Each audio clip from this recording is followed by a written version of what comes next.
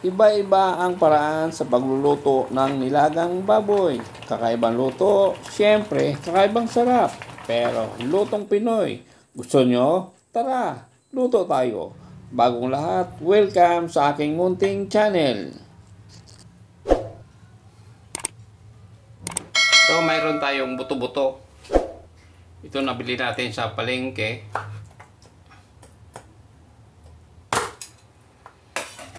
Lagyan natin dito. Tabi muna natin. Ito naman yung laman, parteng pigi. Hiwain lang natin. Yan, ganito kalaki. Pwede na yan.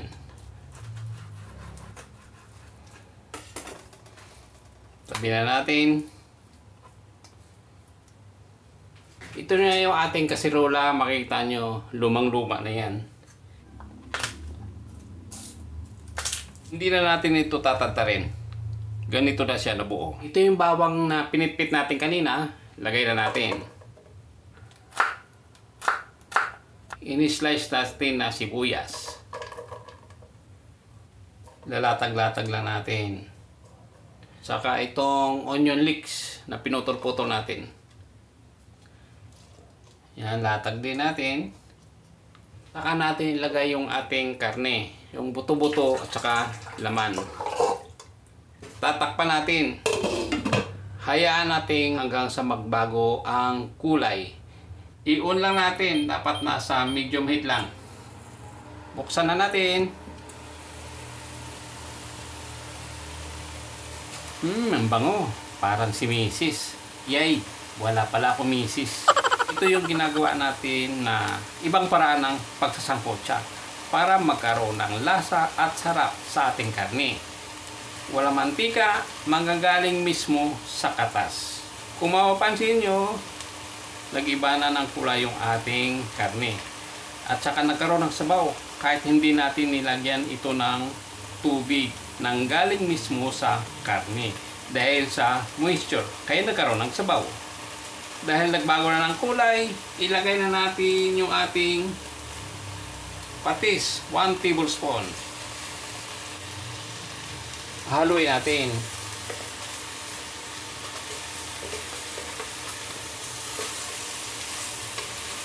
Yung ibabaw, ilalagay natin sa ilalim. Yung sa ilalim, ilalagay natin sa ibabaw. Lagyan na natin ng tubig.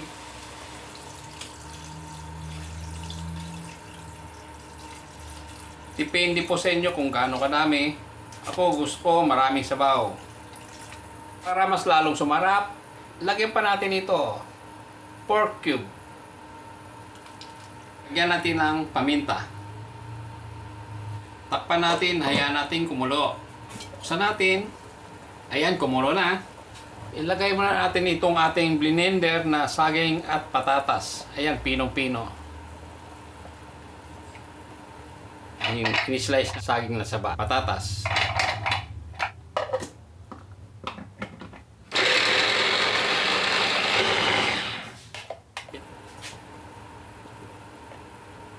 Yan, haluin natin.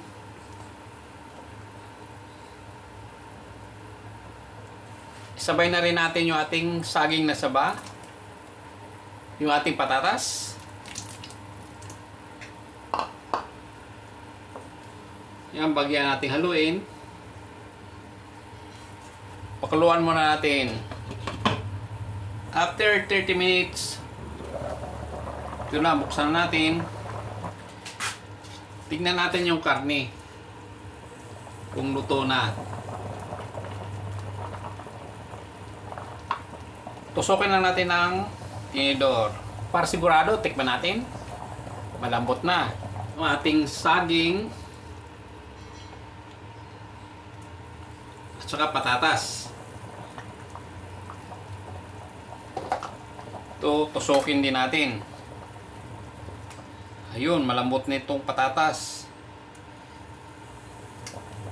Yung saging, kulay pa lang. Wala, ito, luto na to. Pero tikman natin.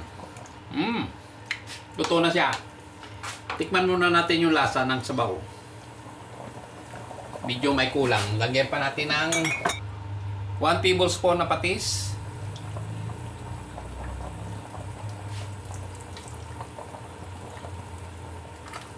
Haluin natin.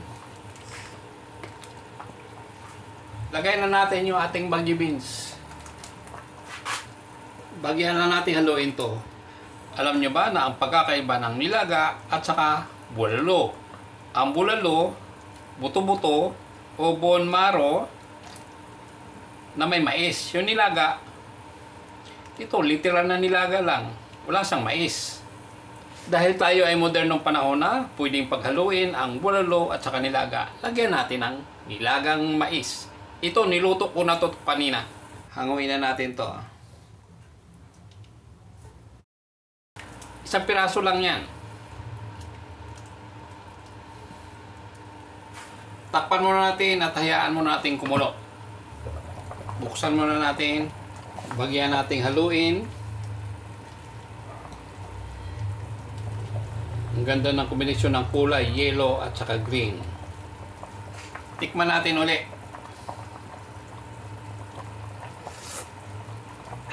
Wow, okay na lasa. Ilagay na natin yung ating Chinese cabbage.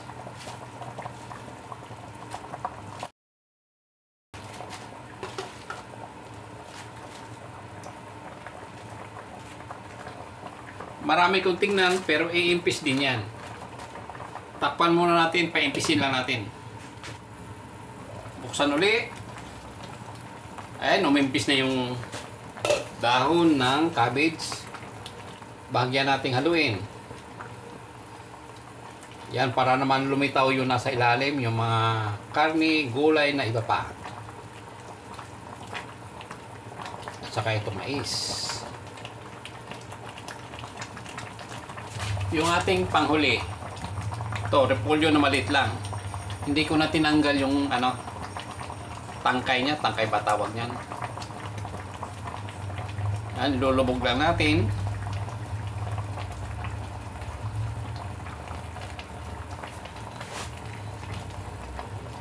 Yan, lubog lang natin mga paps.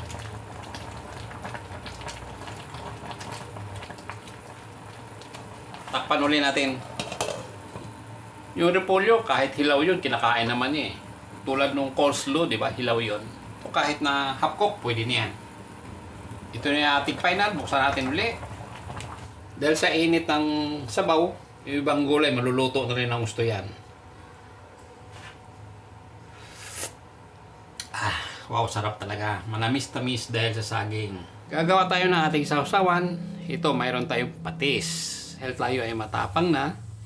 Matapang sa anghang. O ayan, tapos na yung ating niluto.